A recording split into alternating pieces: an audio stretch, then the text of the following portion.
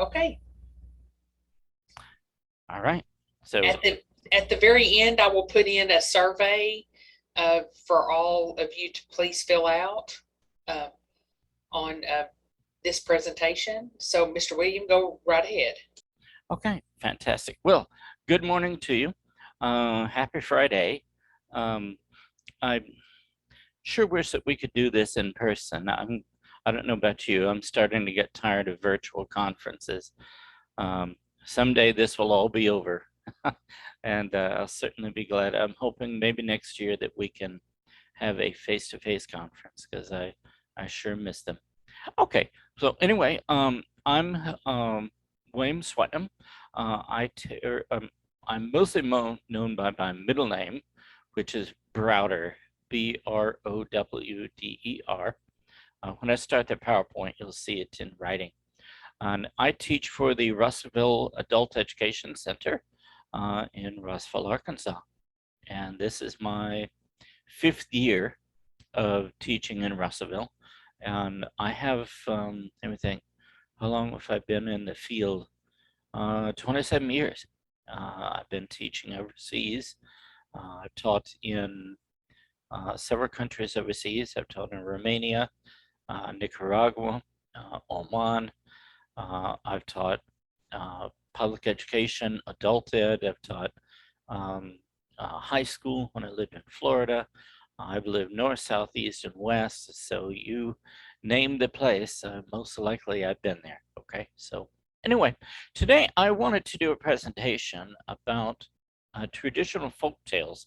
And I don't know about you, but I've always been fascinated by traditional stories and folk tales. On my bookshelf, I've got several things. I've got the Grimm's fairy tales. I've got Bullfinch's complete mythology, the Xingu, the Indians and their myths. I've got American Indian myths and legends. I've always been fascinated by traditional stories. So in my teaching, I've always, everywhere I've been teaching, I've tried to use some traditional stories and myths and incorporate that within reading and writing classes. So that's what I wanted to share with you today. Okay. So anyway, thank you very much for your time. And let's get started. Let me go to the PowerPoint and see if I can do a screen share. Let's see, screen share first. Screen share. Screen share. Let's see. Okay. It says host disabled participant screen sharing. Let's see.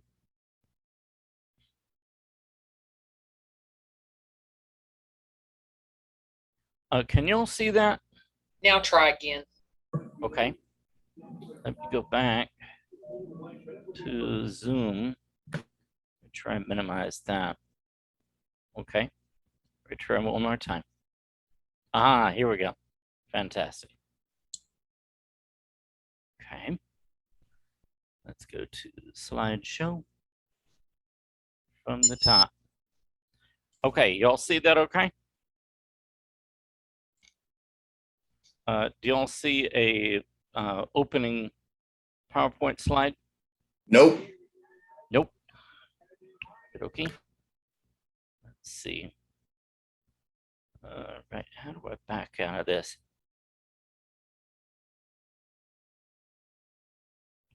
Let's try going back. Ah, here we go. I have to click share twice. Okay. Now let's try it again. Now we're good. Okay, let's try it again. Beginning. Okay, now do you see? Now you Yes, see, sir. do you see it? And do you see only that, or do you see my view of the Zoom? No, we just see your slideshow. Only the slideshow. Okay. Wasn't sure what you saw versus what I saw. Okay, fantastic. Okay, so let's get started. So Anyway, there's my name, William Braddock Swanham. Let's go to, so this is the use of traditional folk tales in a reading and writing course. All right. So, first off, what are folk tales? Looking at my notes here, folk tales are traditional stories that are handed down through the years from generation to generation through word of mouth. Also, they can be in literature form as well. Folk tales are found in all parts of the world, and the telling of them is recognized as a common heritage of humanity. The word folk tales is a generic term for various kinds of narrative literature found in the oral traditions of the world, including in myths and legends, fairy tales, and fables. Perhaps some of you have heard, for example, of Aesop's fables. I have a copy of that around here somewhere too, but I can't seem to lay my hands on it. From prehistoric times, and even before people could read or write, people told folk tales for entertainment at a time when there really wasn't a whole lot else available to do. So it was a release from the kind of the monotony of life, and a lot of times folk tales were used for religious instruction. Moreover, parents and grandparents in almost all cultures of the world have used folk tales as instruments for teaching children the values and moral lessons of their societies. Indeed, in many cultures which have lacked a written language form, there are professional storytellers within the community or the tribe. These individuals are trusted to tell the traditional stories and fables of their peoples. So I know, like, for example, within many Native American tribes, along with the chief and the medicine man, a very prominent member of the tribe was the traditional storyteller. And this person was chosen to keep alive the oral traditions of the tribe, stories such as their creation, stories of heroes within the tribe. They were kind of like a historian or a someone that simply was the guardian of the traditions of the tribe.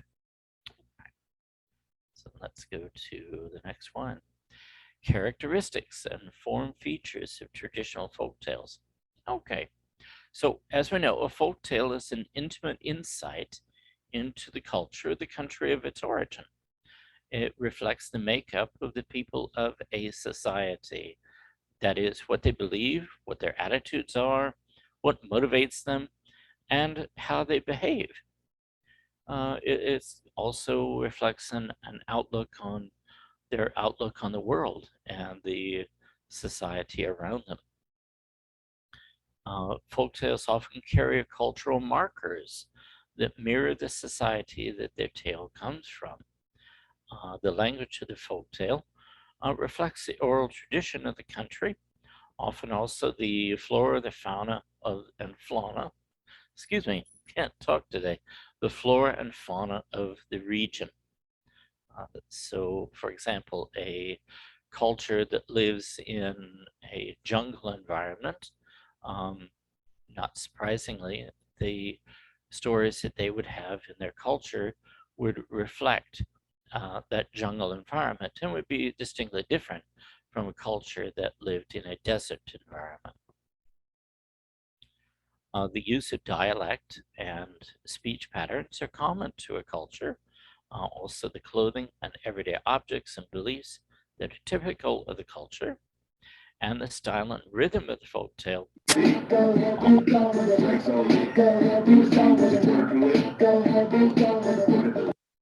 don't know where the music came from, but that was entertaining. So the use of dialect and speech patterns are common to the culture. The clothing and everyday objects and beliefs are typical of the culture, and the style and rhythm of the folk tale often reflects the traditional beliefs of the culture or the society. Okay, so Lukens in 1995 lists the following features of folk tales. Okay, First one, characters are flat. They're either good or bad. Um, we don't usually in a folk tale we don't have these nuances of, well, they're partly good, they're partly bad, they're kind of a grayish area. Not in folk tales. They're entirely good or they are entirely bad, one or the other. They're rather two-dimensional. If there ever is any character development, it tends to be very subtle. Number two, in folk tales, plots are very progressive and they're easy to follow. Additionally, a climax often comes very near to the end of the story. That I guess you would call that the plot twist. Number three, the point of view is rarely first person, since the tales are told about flat characters in imaginative situations. So I can't really even think of a folk tale that's told, for example, in first person. They're generally told in third person. Okay. Um, Number four, another feature that characterizes folk tales is a person versus a personal conflict between mythologized characters or personified animals. Okay. Um, Many times in folk tales, we either have different creatures or mythical beings that are talking with each other, or sometimes they also engage with human characters. Number five, many of the introductory or opening phrases are similar, such as once upon a time, a long time ago, back when the animals could talk, etc. Okay. Interestingly, researchers who have examined folk tales have found that they share common motifs regardless of their country of origin. These motifs, motifs cut across cultural boundaries. For example, let's see, I think that would be my next slide. Yeah, there they are. So common motifs. The numbers 3 and 7, for example, the three bears in the story of Goldilocks. I think in the story of Jack and the Beanstalk, there were 3 beans. The 7 dwarves in the story of Snow White, for example. Okay. They're often magical or supernatural helpers. For example, Merlin the magician. Okay. There's trickery or deceit. For example, in the story of Little Red Riding Hood, there are spells and magic objects. Think again of Jack and the Beanstalk or Sleeping Beauty. There's an evil stepmother or step siblings, for example, in Cinderella. Cinderella, of course, had evil stepsisters. There's an ill-treated young child. Sometimes there is a great magical transformation, for example, in Pinocchio. Okay. There are quests or journeys. For example, the story of Rumpelstiltskin, which I believe is in the Grimm's fairy tales. And there are repetitive tasks or phrases, such as the wolf and the 3 little pigs. Okay, for example, 3 little pigs, let me in, not by the hairs of our chinny chin chin. Then I'll huff and I'll puff and I'll blow your house in. That's said repeatedly, okay, in the story. Okay, so repetitive tasks or phrases. All right, so how do we use folk tales in education? Okay, well, folk tales as an art of storytelling have been widely used in classrooms and across the curriculum in many different cultures and in many different countries. For example, in geography classes, folk tales are used to teach children about different geographic areas, um, the cultures, the climatic conditions, the terrains that may be encountered in a particular country. In history curriculum, it can be used to enrich local stories of myth, folk tales, and biographies of major historical figures and events. For example, Many of us have heard the story of George Washington and how he threw a silver dollar across the Potomac River, or where he, as a child, he supposedly chopped down a cherry tree. And when his father asked him, "Who chopped down this cherry tree?" Little George Washington came forward and said, "It was me, father. I cannot tell a lie." Now, those two stories, of course, are not real. They never happened, okay? But these were stories that were created and written into a children's book in the early 19th century. So it's an example of a fable or a legend that is written around a real life character. Okay. In some instances, folk tales are used as a national education tool designed to instill the love and loyalty to one's home country. Um, in North Korea, there is a kind of a mythologized story of the birth of the founder of North Korea, Kim Il sung. There is a mountain in northern North Korea. Yeah, it's in northern North Korea, where Kim Il sung was born in a very humble cabin, but he was. There's a lot of mythology of how that came to be. Okay, so that story is told to children in North Korea. Folk tales have also been used widely as a vehicle for teaching values and moral education. For example, the story of Pinocchio and how you shouldn't lie. For centuries, uh, they've been used to transmit important cultural and societal values, knowledge, and behaviors. Um, Evans, in 1996, believes that folk tales can be used to master rich content material in the middle grades of school education. The call for the design of folktale based exploration activities that encompass the entire curriculum, such as language arts, math, science, and even social studies, of course, as we've already discussed. Many of these activities are designed for enabling students to effectively connect reading and the writing processes. Students in the classroom can work together to identify characteristics of traditional folk tales by using critical thinking skills and by using reading activities. And from this, they can write their own stories to demonstrate some of these characteristics.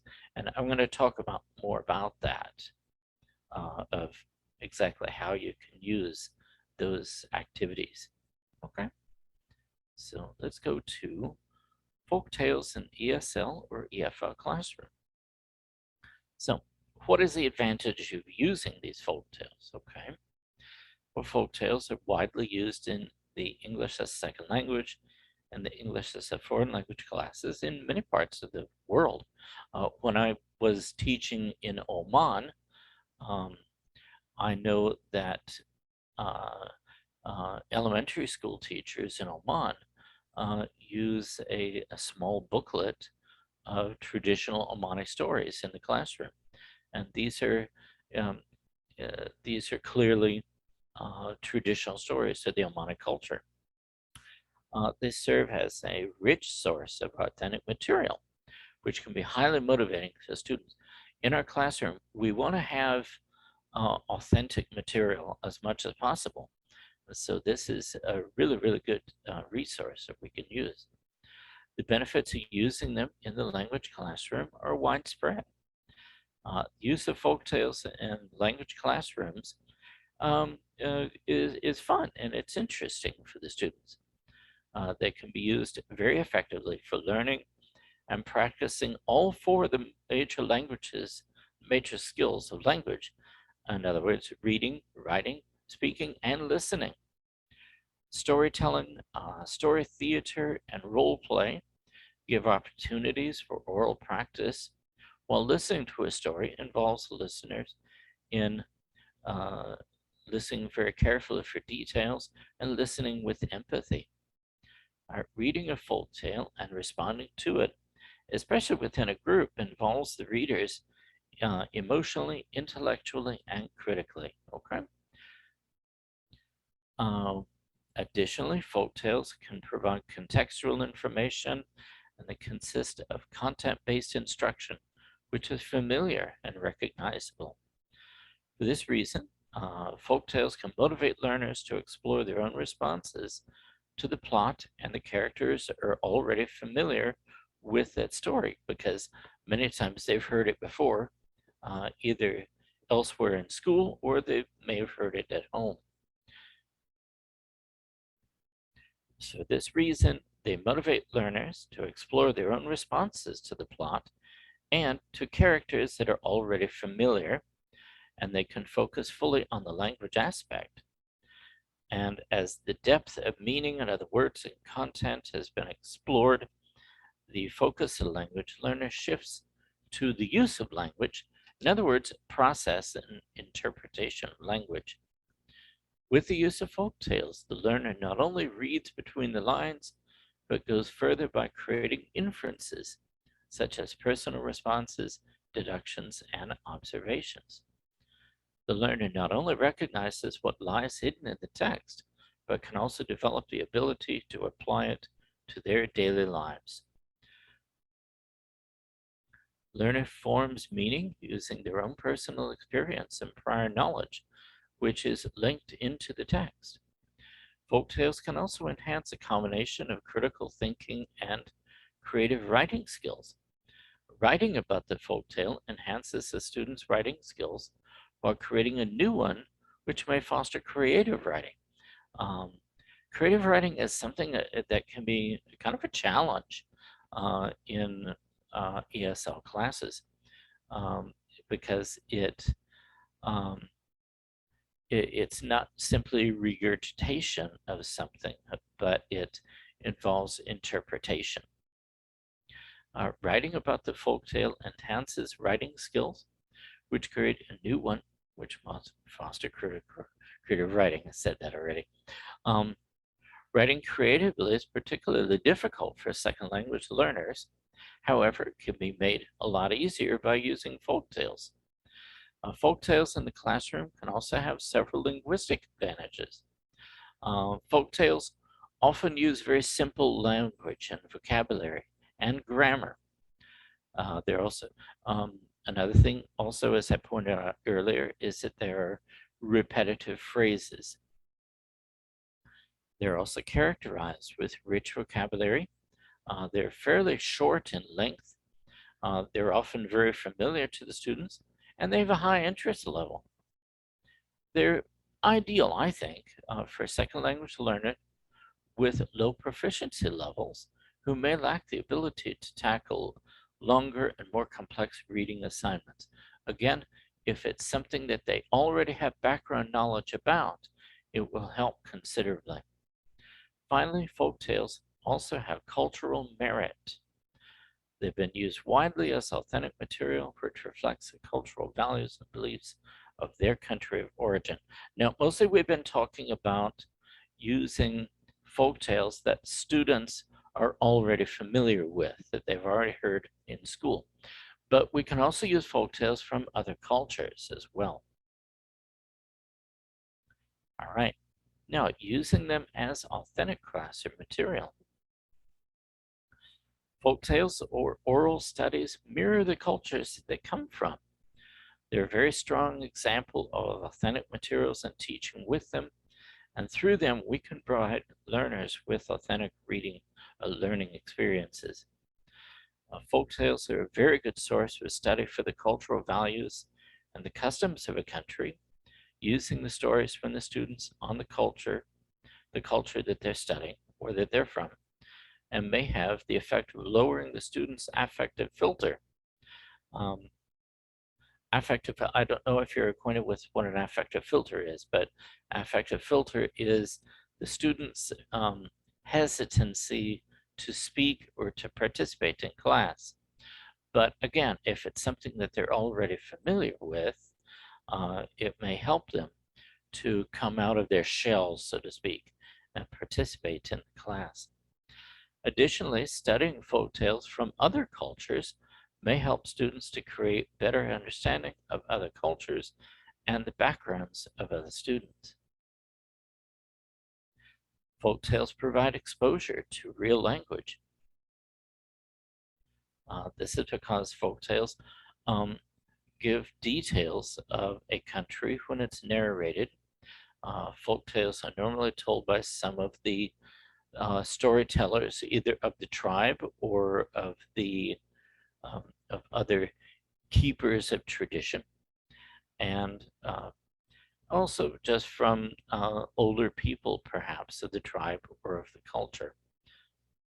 Folk tales reflect the language of the people and are filled with the mention of objects and artifacts which are indigenous to the culture of the storyteller. Furthermore, folk tales provide a creative approach to teaching. Folk tales are very rich in the ability for seizing and holding the interest of the learners, of the listener. They lend themselves to a variety of classroom activities. As previously said, they can be used in reading, writing, speaking, and in listening. Thus, we can see very easily that folktales lend themselves very strongly to be authentic material that we can use in the classroom. Okay, so now, enough of the reason why. Let's take a look at some traditional stories, okay? There are two I wanted to tell you that come from other cultures. The first one is a folktale from the Middle East. Many times in folktales, there are characters that you see over and over in a series of folktales. And in the Middle East, in the Arabian Peninsula, there is a character that appears over and over in many traditional stories. The name of this character is called Nasreddin. And here is one story about Nasreddin titled The Sermon, because Nasreddin was a, oh gosh, what do you call it? Not a minister, oh gosh, no, the word escapes me. Um, Someone who is the leader of the mosque. As soon as the presentation is over, I'll think of the word. But anyway, so here's the story. Once Nasreddin was invited to deliver a sermon. When he got on the pulpit, he asked, "Do you know what I'm going to say?" The audience replied, "No." So he announced, "Well, I have no desire to speak to people who don't even know what I'm going to talk about." And he left.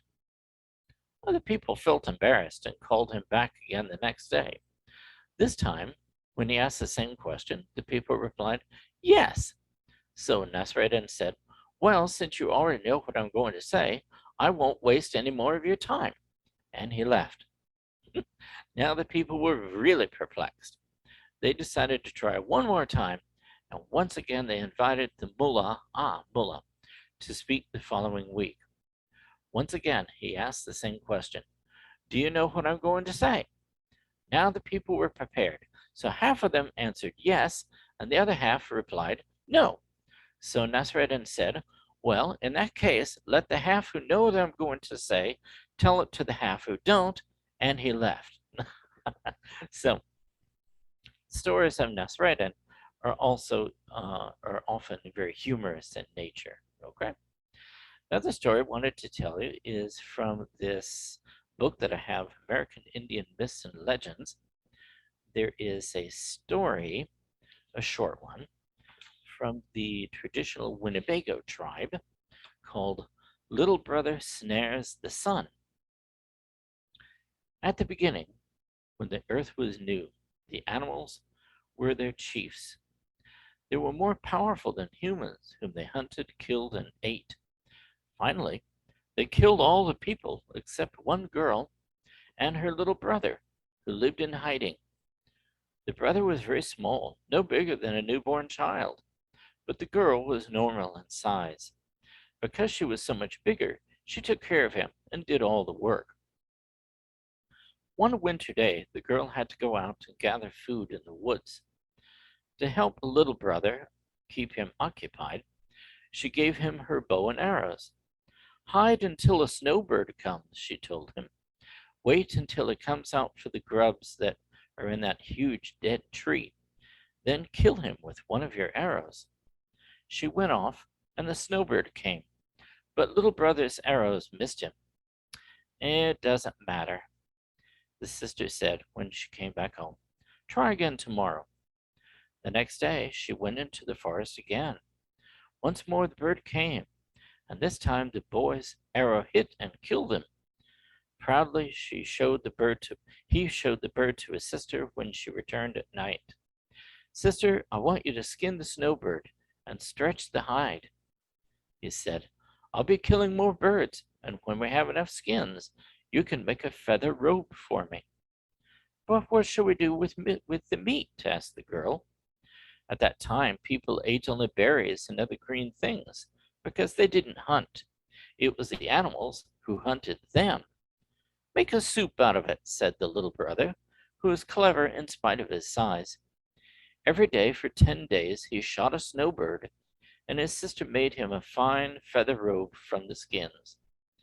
"Sister, are there no other people in this world?" he asked one day. "Are we the only ones?" "There may be others," she said, "but we don't dare go looking for them. Terrible animals will stalk and kill us." But little brother was consumed with curiosity, so when his sister went off to gather food again, he set out to look for other humans. He walked for a long time, but met neither people nor animals. He got so tired that he lay down on a spot where the sun had melted the snow away. While he was sleeping, the sun rose and shot fiery rays upon little brother. Waking up, the boy found that his feather robe had scorched and tightened around him so he couldn't move. To free himself, he had to tear it apart, thus ruining it. He shook his fists and shouted, "Son, I'll get even with you. Don't think you're so high that I can't get at you. Do you hear me up there?" Angry and sad, little brother returned home. He wept when he told his sister how the sun had spoiled his beautiful feather robe. He lay down on his right side for 10 days and refused to eat or drink. Still fasting, he laid on his left side for another 10. After 20 days, he got up and told his sister to make a snare for him to catch the sun. She only had a short length of dried deer sinew, and out of that she made a noose. "I can't catch the sun with this little thing," he said. So the girl made a string for him out of her hair, but he said, "This isn't long or strong enough." "Then I'll have to make a snare out of something secret," she said. She went out and gathered many secret things and twisted them into a strong cord. The moment he saw it, little brother said, "This is the one." To wet the cord, he drew it through his lips again and again, so that it grew stronger and longer. Then little brother waited until the middle of the night, when it was darkest. He went out and found the hole through which the sun would rise, and at its entrance he set his snare. When the sun came up at the usual time, he was caught and held fast, and there was no day that day. There was no light and no warmth. Even though the animals were the chiefs who had killed and eaten the people, they too were afraid. They called a council of all their elders and talked for a long time. At last they decided that the biggest and most fearsome of all the animals should go and gnaw through the cord holding the sun. This animal was the dormouse, who was not small, as he is now, but was as big as a mountain. Even so, Dormouse was afraid of the sun. "What you want me to do is dangerous," she said, "but I'll give it a try." Dormouse went to the place where the sun rises and found him in the snare. Struggling to free himself, the sun had grown hotter. As Dormouse approached, the hair on her back smoked and was singed off, but she crouched down and began to gnaw at the cord. She chewed and chewed, and after a long time she managed to bite it in two. Freed at last, the sun rose at once and made everything bright again. but the heat had shriveled Dormouse down to her present size, and the sun's rays had blinded her. So she was given the name of Kugi Bengawa, the blind woman. Though brave Dormouse had freed the sun, everyone realized that Little Brother, who had snared the sun, was the wisest being in this world and the one with the greatest power.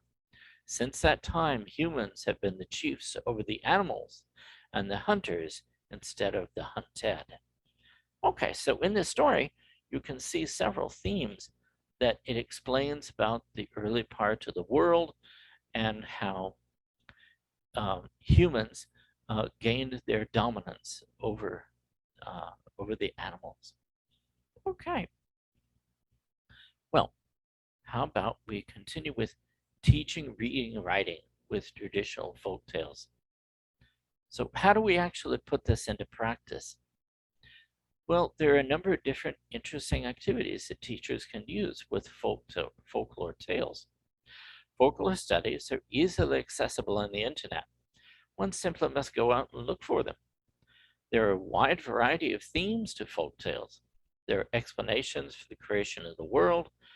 There's the classic story of good versus evil. There are folk tales that engage with fanciful creatures or characters. There are folk tales with moral messages, etc.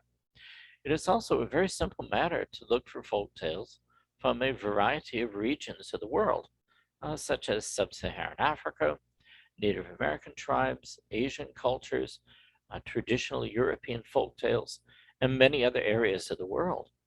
These can be downloaded and printed for distribution to students, or they can be distributed electronically if you have that capability in the classroom.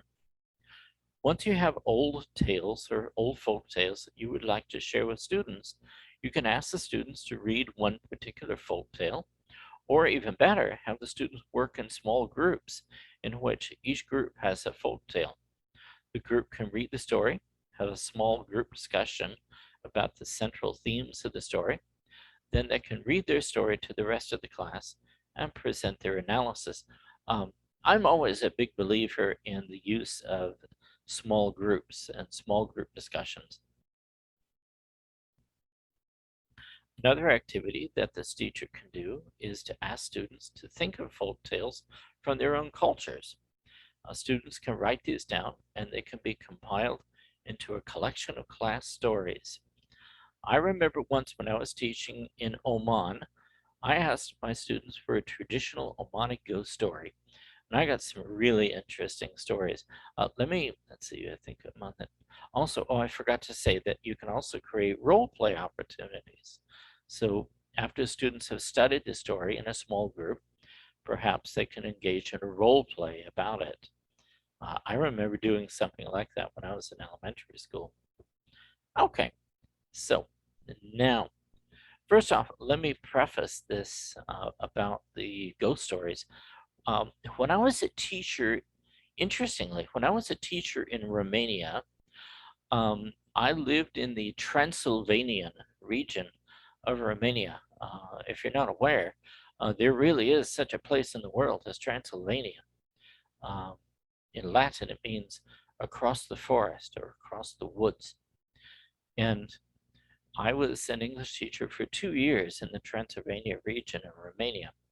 And one time I remember I asked my students to write for me a traditional ghost story from their culture.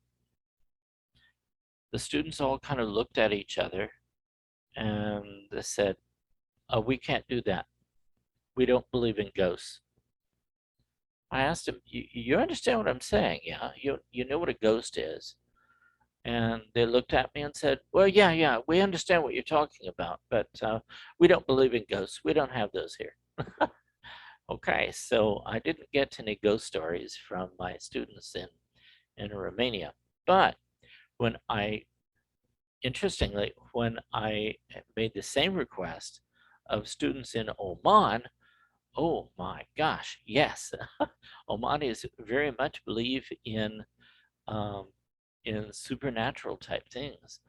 You might find that kind of ironic that in a very strict Islamic culture, that they would have beliefs in the hereafter and in fanciful creatures. But yeah, very much. In many Arab cultures, they believe in something called a jinn, Jinn. And jinn are kind of like spirits, I guess you would say. So, anyway, when I asked my students to write a traditional ghost story, I got some very interesting responses. And since this is October, I wanted to share a few of these with you. Okay. So, the first story that I have is written by a girl named Madawa. She wrote a story called The Old Ghost. Here it is. A while ago, my friend told me about an old ghost which was very frightening. She saw this ghost in my old school. My old school was located between a mountain and a graveyard in Al Ain. Al Ain is a town actually that's in the United Arab Emirates. It's on the border with Oman. At first, I didn't believe these unusual things, but after a few days, I believed that they are true. My old school was located between a mountain and a graveyard in the village of Al Ain. It was very old and a very big school. An old ghost often appeared in this school. It was frightening and surprising. Many students saw this ghost in the morning on the mountain near the school. She had long white hair and her eyes were very big. She was missing a hand and her face was frightening because it was black and had many wrinkles. The school guard also said that he saw this ghost. At first, I didn't believe it, but after a few days, I believed that it was true because all the people in my village talked about it. The government tried to solve the problem with this ghost because many students were afraid to go to the school. In the end, the government had to build a new school and tear down the old school. All the people in my village felt better after this happened. Also, people were afraid of the old school because it had been abandoned. So imagine that the government had to demolish a school because the local people were so terrified that there was a ghost that haunted the school and the surroundings around the school. Okay, second story is called The Ghost Cow by Miriam. Some places have ghosts of many shapes and colors. Also, some people are afraid of ghosts. In this story, I would like to tell you about the ghost cow in my grandmother's house in my village of Hafleet. Also, I want to tell you about my grandmother's house, how the ghost cow started, when the ghost cow started, and what it does in my grandmother's house. My grandmother's house is in the center of the village of Hafleet. It is a very old and big house. It has many rooms which are unused, but my grandmother always cleans them in the mornings anyway. Although it is a very old house, it is very beautiful. One night, when the weather was very rainy, a ghost cow started walking around my grandmother's house. It was black with red glowing eyes. It wandered around her house from midnight until the early morning. It dragged a chain behind it, making a lot of noise in my grandmother's house. When the ghost cow appeared in my grandmother's house, it caused a lot of problems. Many of the children and my grandmother were very worried. Nobody could sleep at night because the ghost cow made a lot of noise and frightened everyone. My grandmother was so frightened that she sold the house and moved to another village. Wow, okay. Third story is The Tomb of Al Shah Massoud. Okay. This is isn't exactly a ghost story, but it's still an interesting traditional story. The Tomb of Al Shah Massoud by Aziza. There are many myths, especially in my village of Liwa. For example, many people believe that Al-Shah Masud, who is a famous and holy person, can help them with anything. In this story, I will tell about this person and how he helps people in my town. Al-Shah Masud was a famous and good person who died a long time ago, but all of the people think that he can help them. For example, when some people had a disease, they became healed after they visited the tomb of Al-Shah Masud. Also, when women can't have children, they go to the tomb of Al-Shah Masud, and after that, they can have children. Not only this, but people think that by visiting his tomb, they can help him find jobs, find a husband or a wife, and have a happy life. Not only the people of Oman believe this, but also people in other Arab Gulf countries. For example, many people in Saudi Arabia, Bahrain, and the United Arab Emirates come here to Oman to visit the tomb of Al-Shah Masud. People pray to him and ask him for help. Also, they pray in front of the tomb of Al-Shah Masud. Some people sacrifice goats for Al-Shah Masud, and afterward they cook and eat the meat. Then they can have whatever it is that they wanted. So, those are three stories that were written by my students in Oman. And they had a lot of fun sharing these stories with each other. And a couple of them actually acted out some of the stories. It was a lot of fun. It was great.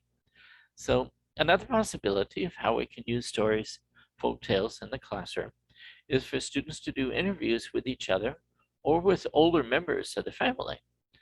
I know that my own grandfather had many stories that he could tell from memory. So the students can interview members of their family or other people in the community that they have access to, and then they can record these and write them down for presentation to the class. These are just a few of the ideas of how folk tales can be used in reading and writing activities in an English as a second language classroom. So I hope that you've learned something from this presentation about using traditional stories and folk tales. I've had a lot of fun with it in my classroom. So for teaching reading, for getting stories from the internet that you can share, for teaching writing, where the students actually write the stories out, for speaking and listening, where the students present their stories or use them as a role play. There's a lot of possibilities of things that you can use with using the traditional folk tales. And that's all I have for you. I've got this picture here of an image I stole from the internet about from Jack and the Beanstalk. So anyway, I thank you very much. And that is my presentation. If you'd like to write to me, my email is right there, william.swetna@rsdk12.net. I'm going to try to undo screen share, go back to the camera. And there I am. Okay, so anyway, that's it. That's my presentation. I hope you enjoyed it. Thank you so much, Mr. William. I'm getting ready to put the survey link on there. If you'll just give me 1 second. Sure. I had it and now I've lost it. Okay. I found it. That sounds like what I kind of thing I do. Okay, there it is. If people would go to that Survey Monkey and fill that out, I would appreciate it. And the next session is going to start at 10:30. Okay. All right. Again, thank you very much. I appreciate your time. You could have gone to another session, but you came to mine instead. So anyway, thank you very much, and hope everybody enjoys the conference. Yes, thank you. I All hope right. everyone does enjoy. Thank you. Very good. All right. That concludes mine, and I'm going to be leaving. Okay. Everyone have a great day. You too, sir. Bye-bye.